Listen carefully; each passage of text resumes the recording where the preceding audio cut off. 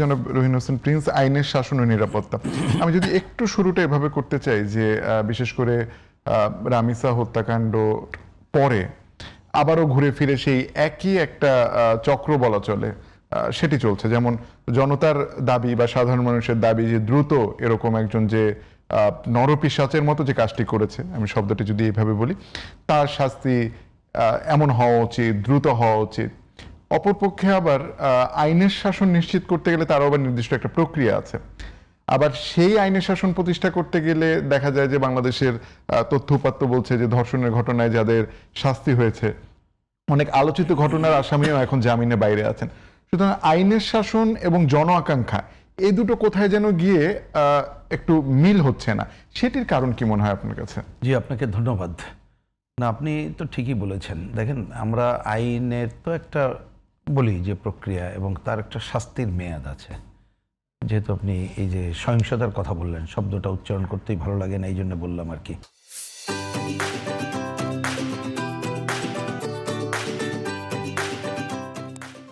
তো ওইটার একটা যেহেতু মেয়াদ আছে আর মানুষের আকাঙ্ক্ষায় এই কারণে এটা বেটে বলে মেলে না, এটা হচ্ছে মূল বিষয়।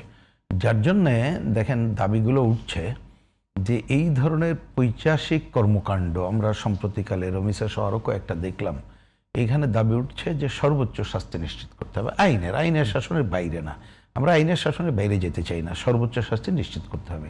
এই জন্যে আমার বিবেচনায় বক্তব্যটা আমরা সবাই আনছে যে প্রয়োজনে আইন পাল্টাতে হবে, আইন পাল্টে সর্বোচ্চ শাস্তি নিশ্চিত করতে হবে।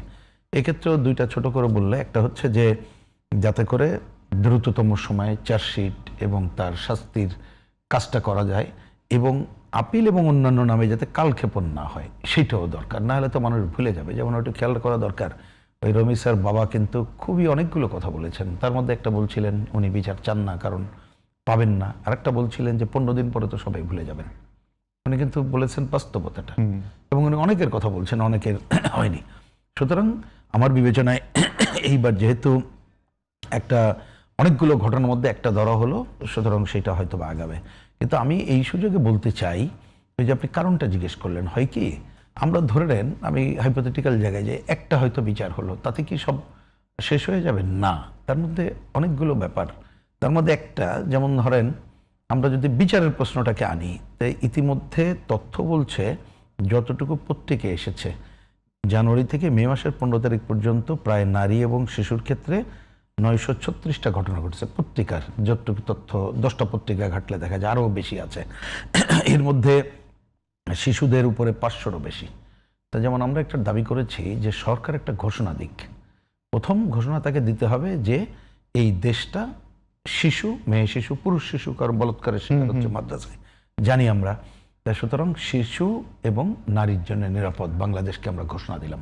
ঘোষণা দিয়ে একটা রেড অ্যালার্ট জারি করলাম, করে ইতিমধ্যে যত ঘটনা এই সময় ঘটেছে, 1 মাস সময় নিক, যের মধ্যে আইন শৃঙ্খলা বাহিনী এবং অন্যরা দ্রুততম সময়ে চিহ্নিত করে আইনের মুখোমুখি তাদের করবে।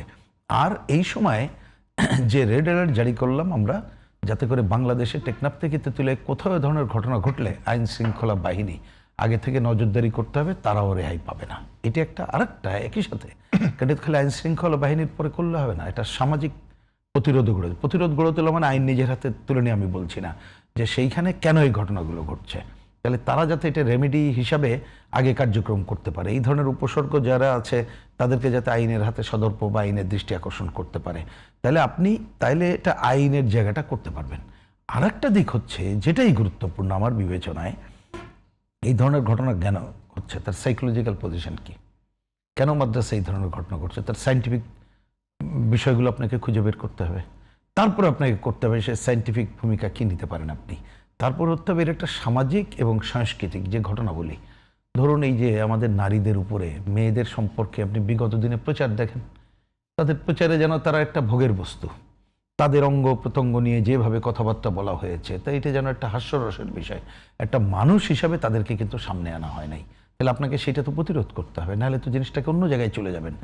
মর্যাদার জায়গায় করতে হবে তাহলে, এবং সমাজে যাতে সবাই আমরা মানুষ হিসাবে মনে করি, তাহলে সামাজিকভাবে যারা এটা করবে না তাদেরকে উইনওভার করে আনার চেষ্টা করতে হবে। আর একটা সাংস্কৃতিকভাবে একটা উন্নততর সংস্কৃতির জায়গায় আমাদের কিন্তু যেতে হবে।